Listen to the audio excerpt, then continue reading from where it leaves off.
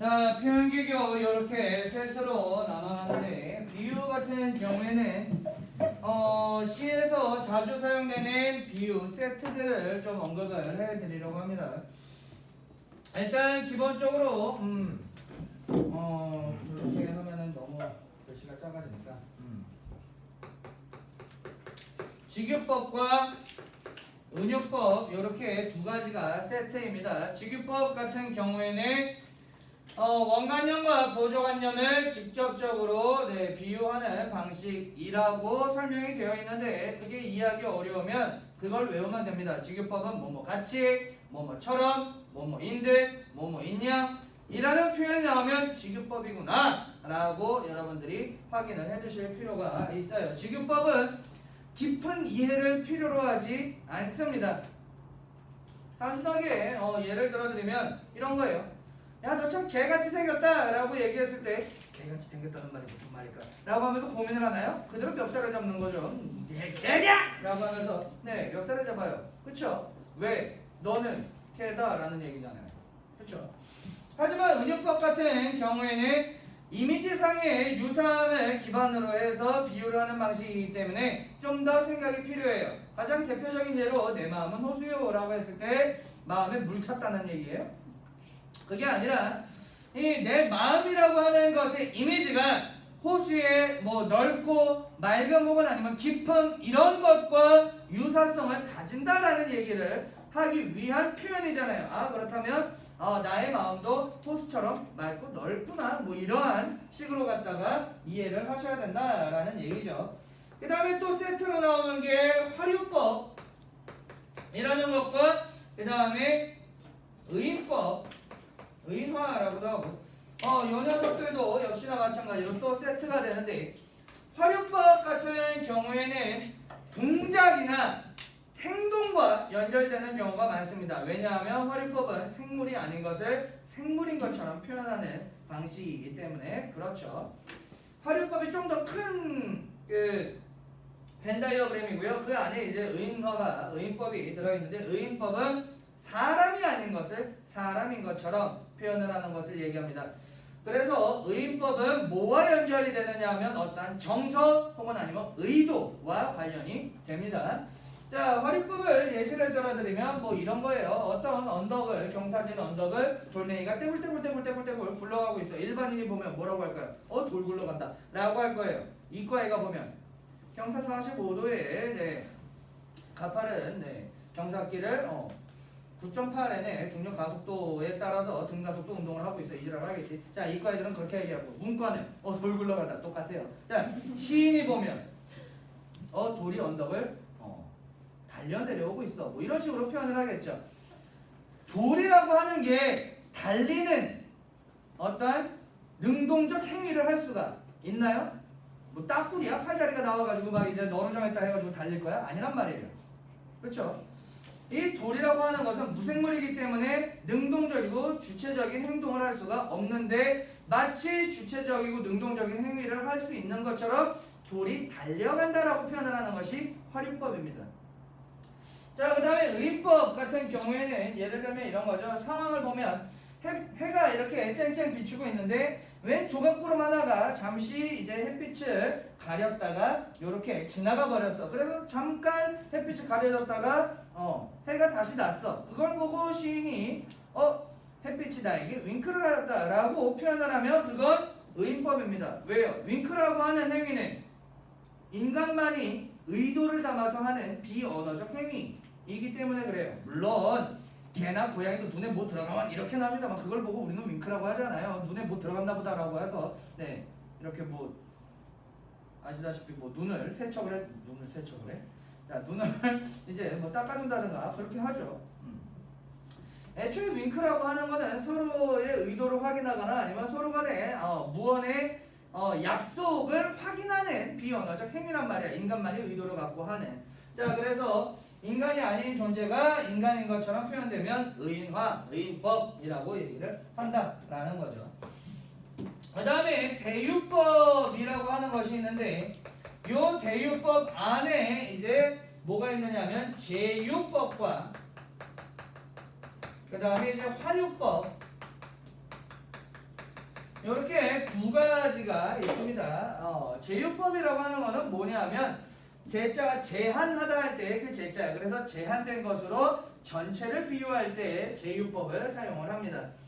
예를 들면 이거는 되게 고전 시가에서도 되게 많이 사용되는데 풍월을 벗삼아 뭐 이런 식으로 얘기할 때 그 풍월이 한자 그대로만 보면 바람하고 달입니다만 바람하고 달만 의미하는 게 아니라 자연 전체를 의미한다라는 거야. 그래서 자연 친화적인 삶의 태도를 드러낼 때 사용이 됐구나. 뭐 이런 식으로 확인을 해 두시면 되고요.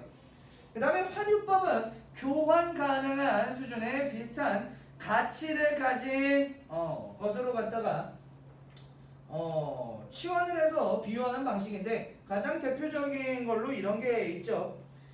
펜은 칼보다 강하다라는 표현이 있는데 거기에서 이제 이 비유법을 이해 못하는 애는 펜이 뭘로 만들어졌길래 칼보다 강하지? 네, 아니에요. 그 얘기가 아닙니다. 뭐 비브라늄이나 오리아르폰으로 만들어진 펜이 아닙니다.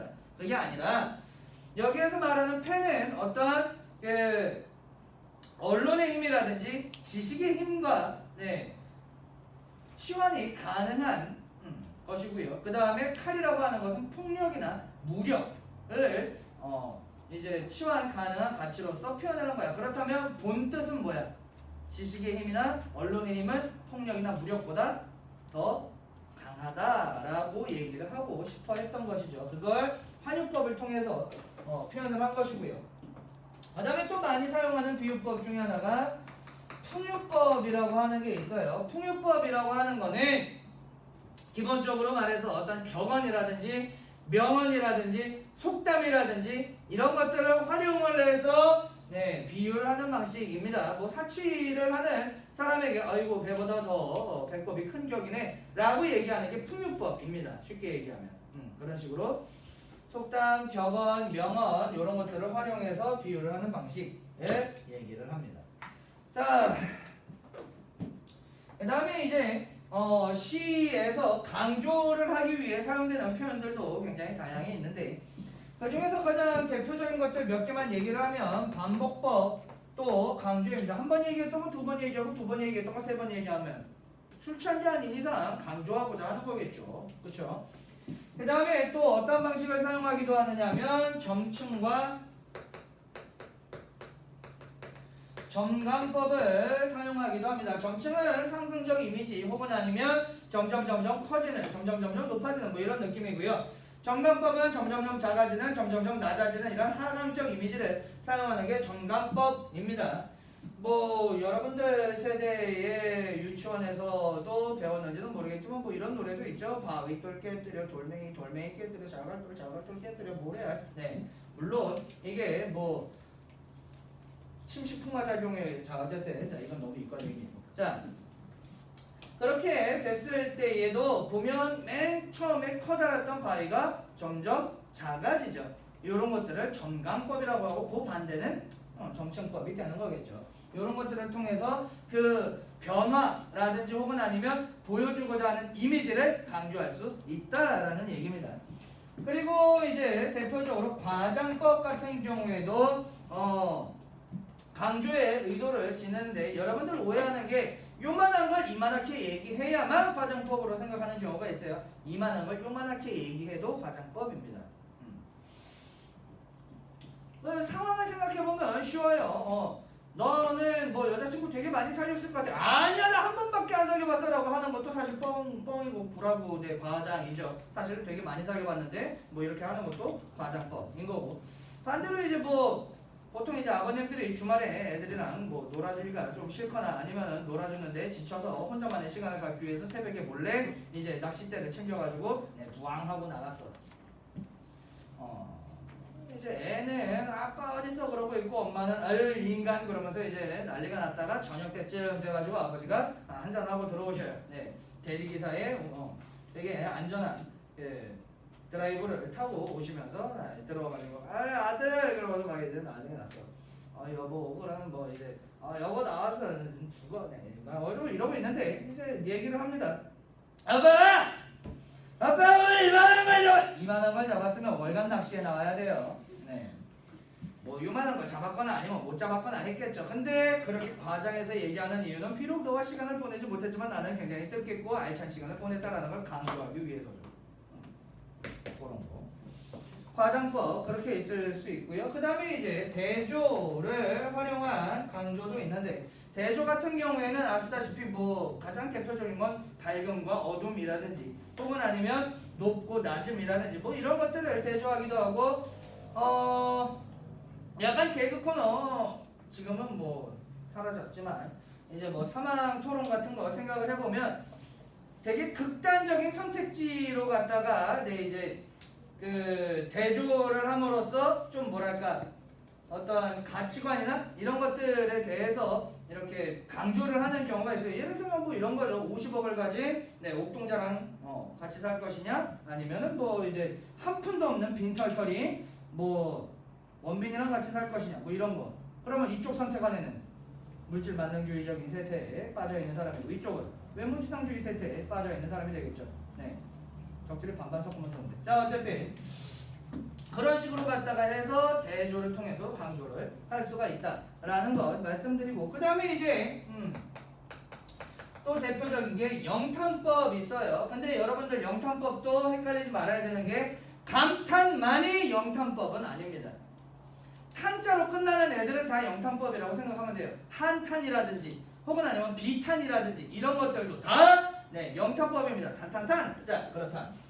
자 그 다음에 마지막으로 이제 하나 더 많이 사용되는 열거법까지 얘기를 하면 이제 표현기교 강조에 대한 거는 어느 정도 일단을 하게 되는데 열거법 같은 경우에도 이게 왜 강조인가요? 라고 하면 자 시장에 가면 여러 가지가 있습니다 라고 고장 여러 가지라는 네 글자로 표현할 수도 있는 것을 시장에 가면 닭고기도 있고 돼지고기도 있고 소고기도 있고 양고기도 있고 왜 고기밖에 없어? 자 오리고기도 있고 뭐 양배추도 있고 당근도 있고 뭐 김치도 있고 뭐 이런 식으로 갖다가 시각적으로 나열을 해놓으면 정말 많은 것이 있구나라고 강조가 되죠. 고작 네 글자인 여러 가지라는 표현보다는 그렇죠. 그래서 열거법도 강조의 표현기교에 해당한다라고 말씀을 드릴 수가 있고요. 자 그 다음에 변어 같은 경우에는 원래 문장의 순서나 원래 문장의 형태를 벗어난 방식을 통해서 이제 표현을 하는 방식인데 변화 같은 경우에 제일 대표적인 게 이제 서리법이나 도치법 같은 게 있죠. 서리법 같은 경우에는 누구나 다 알만한 내용을 질문의 형식을 통해서 부각하는 방식입니다. 시에서 사용된 것 중에 제일 대표적인 거는 뭐 가난하다고 해서 사랑을 모르겠는가라는 표현이 나와요. 그게 글쎄 모를 수도 있지 않을까? 라는 대답을 원하는 게 아닙니다. 가난과 사랑이라고 하는 것은 사실 상관이 없죠. 본질적으로는 상관이 없어요. 살다 보면 상관이 있을 수 있겠지만 그런 물음을 던진 것은 야 가난하다고 해서 사랑을 못할 이유가 뭐야? 라고 하는 작가의 의도와 동시에 독자의 공감을 유도하는 방식이다 라고 보시면 돼요. 그 다음에 이제 도치법 같은 경우에는 원래 서술의 순서를 바꿔주는 거죠. 원래 우리나라 문장 순서는 어떻게 되어 있어요? 조선말은 끝까지 들어봐야 알죠. 서술어 가면 마지막에 나와요. 근데 서술어를 먼저 제시를 하고 목적어라든지 주어라든지 이런 다른 문장 성분들을 뒤로 빼줌으로써 뒤에 언급하는 것에 포인트를 주고자 하는 표현법이죠. 뭐 여러분들이 좋아하는 드라마에서 명대사들이 대부분 이런 식으로 갖다가 되어 있어요. 물론 그건 남자 주인공이 잘생긴 남자 주인공이 해가지고 명대사인 것 같긴 한데 여러분들이 드라마 보다 하는 그게 거의 다 이 도치법으로 되어 있는 겁니다. 뭐 아니야 재연을 하면 싱크로가 망가지기 때문에 패스하도록 하겠습니다. 자 웃어? 자 또 도치법 그런 식으로 있고요. 그 다음에 또 그치 제일 대표적인 걸로 반어와 역설법이 있죠. 근데 이 둘을 여러분들이 굉장히 많이 헷갈려 하기 때문에 좀 더 설명을 드리면 반어는 의도와 반대로 혹은 아니면 겉으로 드러난 뜻과는 반대로 표현을 하는 것을 반어법이라고 얘기를 하고요. 역설법은 문장 내에서 동시에 존재할 수 없거나 동시에 성립할 수 없는 관계를 서술할 때 역설이라고 얘기를 합니다. 역설은 그거 하나 기억해두면 돼요. 이거는 모순 관계에서 나오는 겁니다. 그래서 모순 형용이라고도 얘기를 해요. 반어법은 예를 들면 이런 겁니다. 우리 아들 참 잘했다라고 하는 이 8글자가 어머니가 피곤해서 좀 쉬고 계실 때 내가 대신 뭐 청소도 하고 빨래도 널어놓고 뭐 어머니 이제 이렇게 주물러도 드리고 했어. 그랬을 때 아이고 시원하다 우리 아들 참 잘했다라고 할 때는 오늘 뭐 먹고 싶니라는 얘기예요. 탕수육! 그땐 그렇게 얘기를 하면 됩니다. 그런데 여러분들 상황과 비슷할 수 있어요. 지금의 상황과. 자, 시험이 끝난 지 얼마 안 됐는데 익숙한 마크가 달린 봉투가 어머니 손에 들려 있어.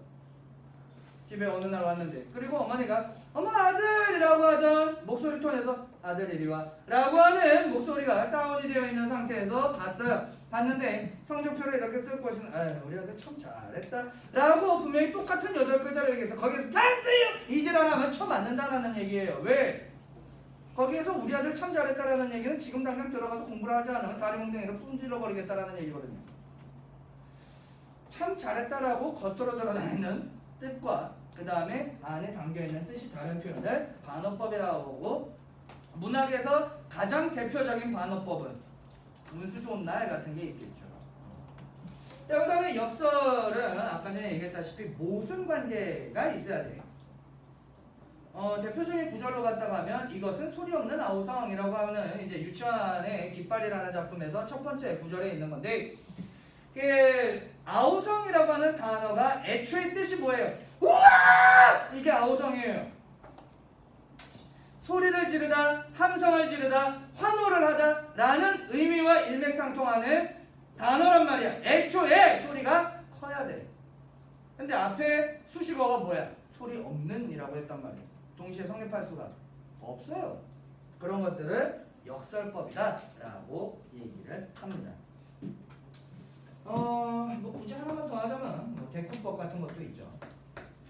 자, 이 대꾸법 같은 경우에는 형식이나 내용이 비슷한 문장을 이제 이렇게 짝을 이루어서 제시하는 방식을 대꾸법이라고 하는데, 자, 어디에서 많이 들어본 발음이지 않습니까? 대꾸법. 왜 이제 어른한테 말대답하면 뭐라고 얘기를 해요? 말대꾸하지마 라고 얘기를 하죠. 그 대꾸입니다. 짝을 이루는 표현. 그리고 이 대꾸법을 선생님들이 문제를 출제를 하거나 혹은 아니면 여러분들이 만나게 되는 문제에서 어떠한 식으로 언급을 하기도 하느냐 하면 유사 통사 구조의 반복이라는 표현을 사용하기도 해요. 똑같은 말입니다. 대꾸법이 사용되어 있느냐라는 걸 물어보는 거예요. 근데 유사통사 구조의 반복이라는 말이 나오면 이게 뭐야? 라고 하면서 얼타는 경우가 있는데 똑같은 말입니다. 그렇게 생각을 하시면 좋아요. 자, 이렇게 해서 표현 비교까지 살펴봤고, 이제 마지막 남은 관상이 아니고 죄송합니다. 감상관점. 감상관점은 2015년 개정 교과서에서는 그 이전 교과서에서 다뤘던 4가지를 그냥 크게 2가지로 갖다가 분류를 합니다. 4가지가 없어진 건 아닌데 그냥 크게 2가지로만 분류를 해서 문제가 출제되는 경향이 있어요. 내재적 관점과 외재적 관점, 이렇게 2가지로 나눠지게 됩니다. 작품 내부의 거스름을 감상하는 관점이 내재적 관점입니다. 보통 표현 기교라든지 아니면 소재라든지 혹은 아니면 글의 구조라든지 시상 전개 방식이라든지 이런 것만 가지고 작품을 감상해야 된다라고 하는 건 내재적 관점이에요. 외재적 관점은 작품 밖에 있는 것들도 신경을 써야 돼서 감상을 하는 건데, 바깥에 있는 게 뭐가 있을까요? 이 작품을 지은 작가와 관련된 건 있을 것이고요. 그리고 이러한 작품이 나오게 된 시대적인 배경, 현실. 그 다음에 마지막으로 그 작품을 읽는 독자. 들에게 기반으로 해서 감상하는 관점을 외제적 관점이라고 얘기를 합니다. 그래서 보기가 나왔을 때 다음 중 감상 관점이 가장 이질적인 것은 뭐 이딴 문제가 나왔을 때 이 작품에서는 무슨 소재를 사용해서 1번 그렇게 되어 있으면 내재적. 그 다음에 2번 이 작품은 공간에 이동했다는 시상 전개를 쓰면 내재적 꺼져. 근데 3번에서 이 작품을 지은 작가는 이렇게 나오면 그건 외제적입니다. 작가는 나오면은 외제적이고 이 작품이 지어진 당시는 나오면 역시나 외제적이고 그 다음에 나는 이 작품을 읽고 나서 무엇을 읽었어 무엇을 느꼈어 혹은 아니면 어떻게 삶이 바뀌게 됐어 라고 하면서 독자에 관련된 얘기가 나오면 그것도 역시나 마찬가지로 외제적 관점이 된다라는 얘기죠.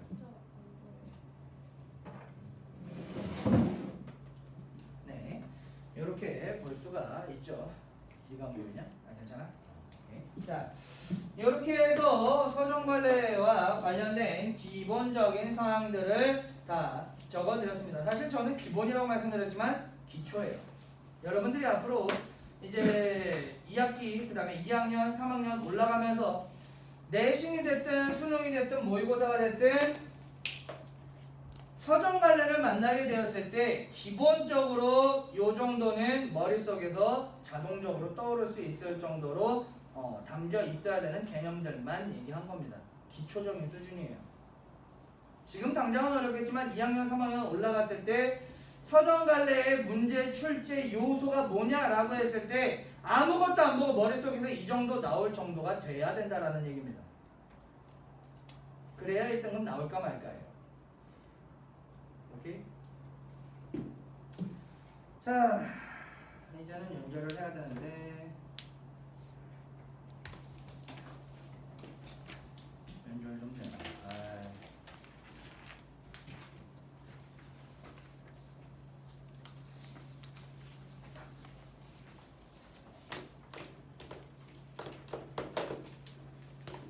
차이나를 무시하는 건 아닌데 메이드 인 차이나는 왜 맨날 문제가 일어나지?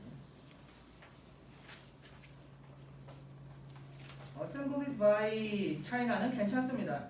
말 그대로 조립만 중국에서 했다. 이거는 괜찮아요. 근데 메이드 인은 좀 이제 글쎄요, 모르겠어요. 세게 들었나 보네. 소리 되네 또.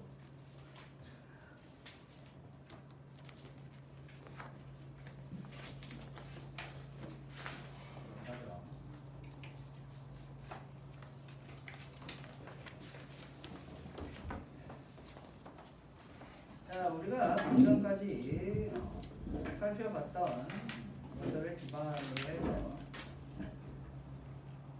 작품을 한번 보도록 합시다.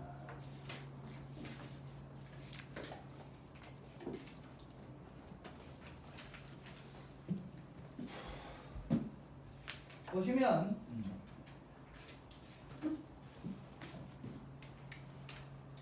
지금 우리가 살펴본 이런 것들을 기반으로 시를 살펴볼 텐데 어느 날 당신과 내가 라고 하면서 1인칭인 내가 나왔어. 그렇다면 이 나가 시에서의 뭐야?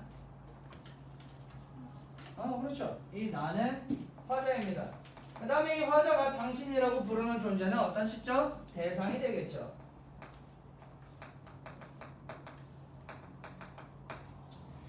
날과 씨로 만나서 라고 되어 있는데 여러분들에게 익숙한 단어는 아닙니다. 저한테도 익숙하지 않아요. 저도 이 시대 사람은 아닙니다.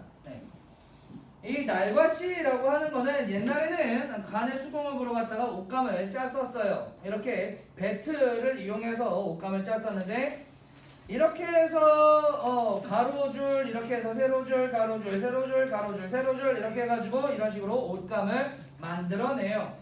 그렇다면 이 날이라고 하는 게 뭘 얘기하는 거냐면 그 세로줄을 얘기를 하고요. 그 다음에 C라고 하는 게 가로줄이거든요. 가로줄과 세로줄이 배틀에서 만나듯이 당신과 내가 엮여서 만났으면 좋겠다라는 얘기를 하고 있는 거니까 사랑하는 두 사람을 비유하는 표현입니다.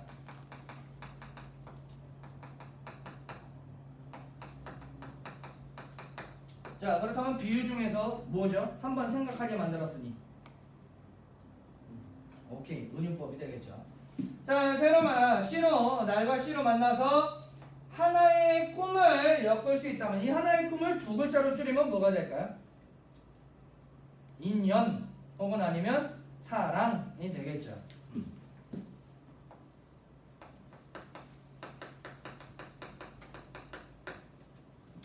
근데 보시면 엮었다가 아니라 엮었었다가 아니라 엮을 수만 있다면 이라는 무슨 법을 사용하고 있어? if를 사용하고 있죠. 가정법을 사용하고 있어요. 여러분들 가정법은 언제 사용합니까? 내가 키가 컸다면, 내가 날씬했다면, 내가 잘생겼다면, 내가 예쁘다면, 내가 돈이 많다면 이라고 하면서 현재 이루어지지 않은 것에 대한 무엇을 드러낼 때 사용하죠? wish를 드러낼 때 사용을 하죠.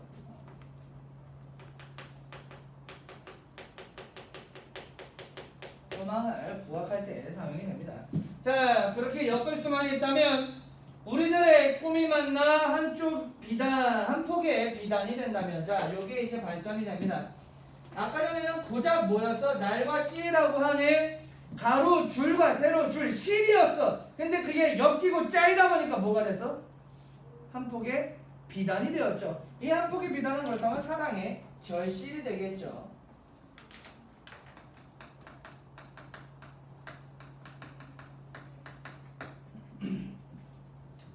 그렇게 된다고만 한다면 나는 기다리리 추운 길목에서 나는 기다리겠다 추운 길목에서 원래는 나는 추운 길목에서 기다리겠다 입니다. 무슨 법? 그렇지 도치법이 사용이 되었군요. 자, 도치법을 통해서 강조하고자 한 건 뭐냐면 추운 길목에서라도 기다리겠다라는 거잖아. 보통 추운 길목, 춥다라는 거는 긍정적인 이미지입니까? 부정적인 이미지입니까? 보통 부정적인 이미지예요. 여기에서 말하는 추운 길목은 어떤 시련이나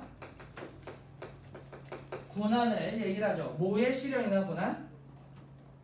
우리의 사랑이 이루어지는데 방해가 되는 것들 혹은 아니면 힘겹게 하는 것들 등등등이 되겠죠.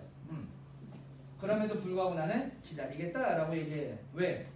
널 사랑하니까. 자, 오랜 침묵과 외로움 끝에 한 슬픔이 다른 슬픔에게 손을 주고, 자, 슬픔이라고 하는 거는 감정이고 우리가 머릿속에서 인지하는 추상적인 개념입니다. 뭐 인사이드 아웃이나 유미의 세포들에서 나오는 슬픔이는 손이 달려 있습니다만 실제적으로 슬픔은 손이 달려 있어요? 없죠? 근데 손이 달려 있는 것처럼, 그리고 손을 내밀어서 상대를 마치 위로하는 것처럼 하는 모션을 취하고 있어요. 사람이 아닌 것을 사람인 것처럼. 무슨 법? 오케이. 의법이 사용이 되겠구나. 의법이 사용이 되어 있다라는 거. 그 다음에 이 행위가 말하는 것이 어떠한 위로와 어떠한 위안을 주는 행위가 되겠죠. 손을 주고 한 그리움이 다른 그리움에 그윽한 눈을 들여다볼 때, 그윽한 눈을 들여다보는 것도 역시나 마찬가지로 눈이 마음의 창이라고 얘기를 하잖아요. 서로의 이제 마음을 들여다보면서 이해 혹은 아니면 상대가 그런 마음이겠구나 배려해주고자 하는 그런 모습이라고 볼 수 있어요. 이것도 역시나 마찬가지로 의인법 사용되어 있고 여기에서 의미하는 게 이해와 배려에 대한 얘기를 하고 있구나 라는 걸 알 수가 있어요. 그렇게 들여다볼 때 어느 겨울인들 우리들의 사랑을 춥게 하리. 자, 일단 겨울 또 나왔죠. 이것도 시련과 고난을 의미합니다. 그렇죠? 시련과 고난을 의미를 하고요. 이 부분 어느 겨울이라 할지라도 우리의 사랑을 춥게 하겠느냐? 춥게 하리 라고 하면서 질문의 형식으로 되어 있어요. 무슨 법? 서리법. 네.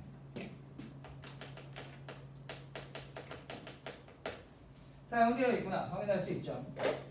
외롭고 긴 기다림 끝에 이게 지금 화자의 처지입니다. 여전히 무엇을 하고 있어요? 사랑하는 상대를, 사랑하는 임을 외롭게 기다리고 있죠. 자, 외롭고 긴 기다림 끝에 어느 날 당신과 내가 만나 하나의 꿈을 엮을 수만 있다면 이라고 하면서 마무리가 되고 있어요. 근데 마무리가 보시면 첫 번째 연 보시면 첫 번째 행이라고 할게. 자, 여기 나와 있는 거 보시면 어느 날 당신과 내가 하나의 꿈을 엮을 수만 있다면 어느 날 당신과 내가 만나 하나의 꿈을 엮을 수만 있다면 유사한 형태로 되어 있죠. 첫 번째 연 혹은 첫 번째 행과 마지막 연 혹은 마지막 행이 유사한 형식으로 반복되고 있는 것을 뭐라고 얘기하죠?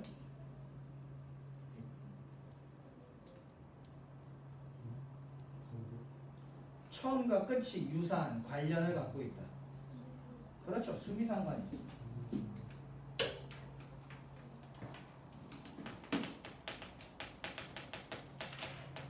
근데 수미상응이라고 하는 경우도 있어요. 둘 다 같은 얘기입니다. 수미상응이나 수미상관이나.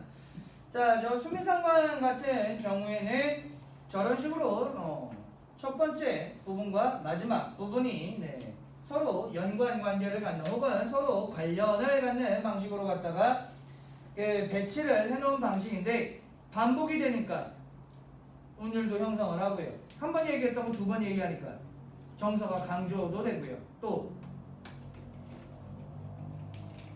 전체적으로 처음과 끝이 깔끔하게 비슷하면 구조적으로 안정감도 준다라는 것까지 말씀드릴 수가 있겠네요.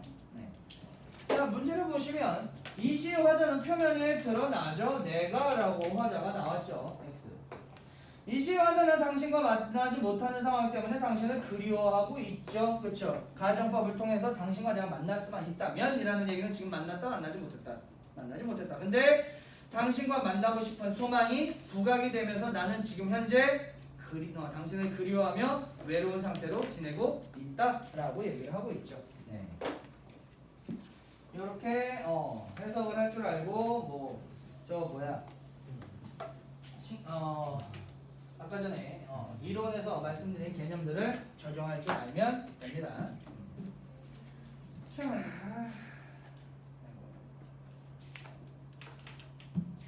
2번 보시면 윤선도의 만흥이라는 작품인데요. 이 만자가 가득 찰 만자이고요. 흥은 흥겨운 흥자예요. 그래서 개신남이라는 얘기예요. 그래서 엄청 흥에 겨운 상태. 흥에 겨운 상태인 이유는 보통 이제 윤선도처럼 이름이 주어진 그 시조들은 이름을 당당히 쓸 수 있는 누가 쓴 거야? 대부분 양반들이 쓴 겁니다. 아니면 황진이 같은 기생이 있었거나. 그런데 양반이 보통 시조를 쓰면 내용이 거의 둘 중 하나입니다. 제가 누누이 강조하는 것 중에 하나인데 여러분들이 이제 고전시가 그리고 이름이 밝혀져 있는 작품을 만났을 때 이거 아니면 이거구나 라고 생각을 해도 무방이 없을 정도로 내용이 거의 두 개 중에 하나예요. 임금짱짱맨 아니면 자연짱짱맨이에요. 맨날 얘기가 그거야. 임금 좋아! 자연 좋아! 맨날 그 얘기입니다. 또라이 같은 새끼. 자, 이것도 이 만흥이 자연 친화적 삶에서 느끼는 만족감에 대해서 매우 흥겹다, 매우 신이 난다라고 얘기를 하고 있는 작품인 거예요. 여기 부분을 그래서 보시면 자, 잔들고 혼자 앉아라고 했는데 여기에서 무슨 잔을 들었을까요? 윤선도 씨가 무슨 잔을 들었을까? 술잔 들었겠지. 자, 평민이나 혹은 아니면 서민이나 혹은 아니면 하층민들의 삶을 그린 작품에서 술이나 담배가 나오면 힘겨운 삶을 잠시나마 있게 해주는 소재로 갖다가 사용이 됩니다. 그래서 힘겨운 삶을 간접적으로 보여주는 소재야. 양반이야. 양반이 술 얘기하면 이건 풍류입니다. 좋게 말해서 풍류지 이 새끼 그냥. 자, 어쨌든 그래서 여기에서 풍류적 태도를 확인할 수가 있어요.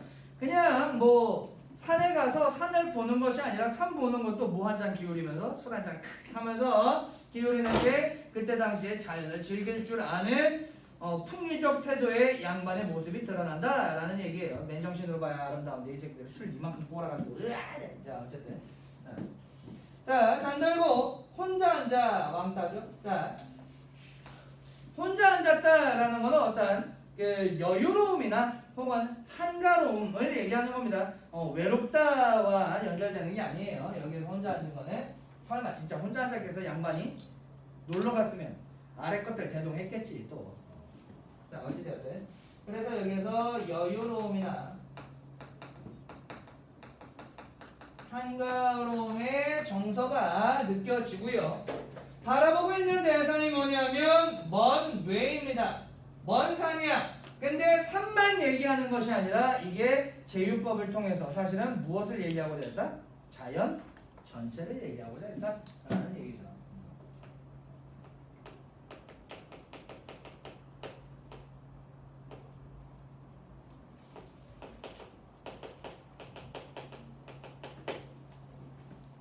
그래서 먼 뇌를 바라보니 약간 관조적 태도죠. 바라보니 자 중요한 건 이 부분입니다. 그리던 님이 온들 반가움이 이러하랴 라고 얘기를 하고 있는데 요거를 해석을 하면 무슨 뜻이냐면 그리운 님과의 재회보다 뭐가 더 좋다? 술 한 잔에다가 플러스 자연 여기 먼 뇌라고 할게요. 를 바라보는 게 더 좋다라고 얘기를 하고 있어요. 뭐가 드러나? 자연 친화적 삶에 대한 만족감이 드러나죠.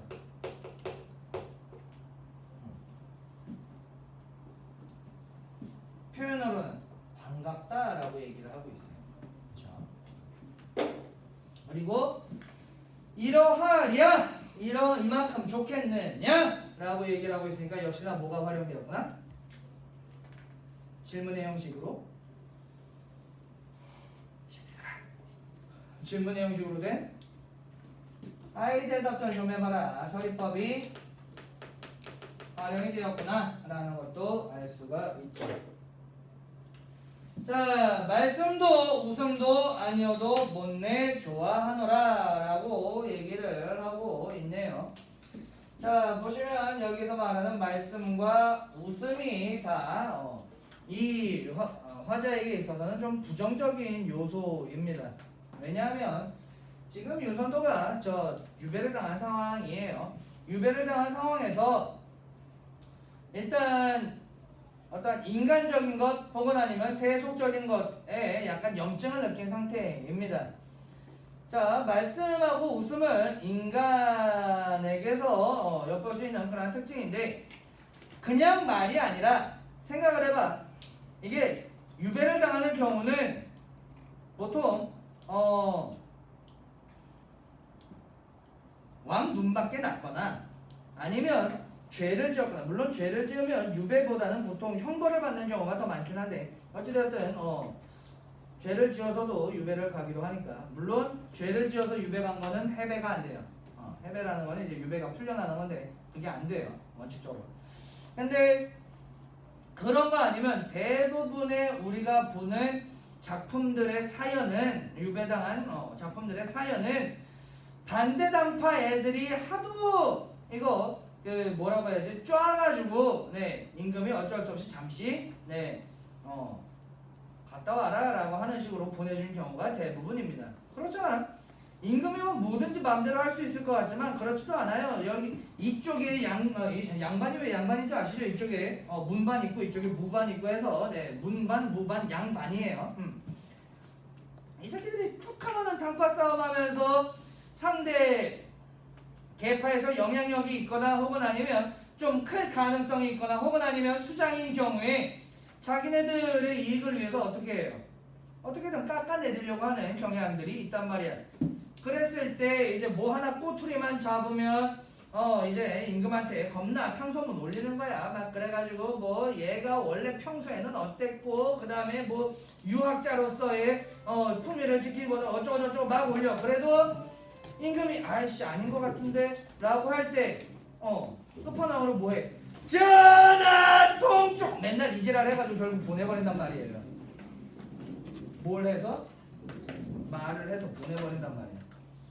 그래서 이게 어떤 세속적 요소가 되는 거야. 그래서 이걸 부정적으로 생각을 하는 거야.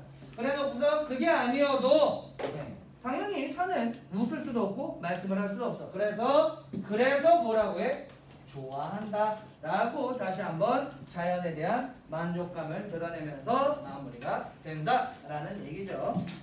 자, 10쪽하고 11쪽은 한번 직접 풀어보시고요. 그걸 숙제로 드리고 다음 시간에 더 이어서 작품 진행할 수 있도록 하겠습니다. 됐어요. 네. 오늘까지는 없습니다만 6일부터는 단어 시험을 보기 때문에 잘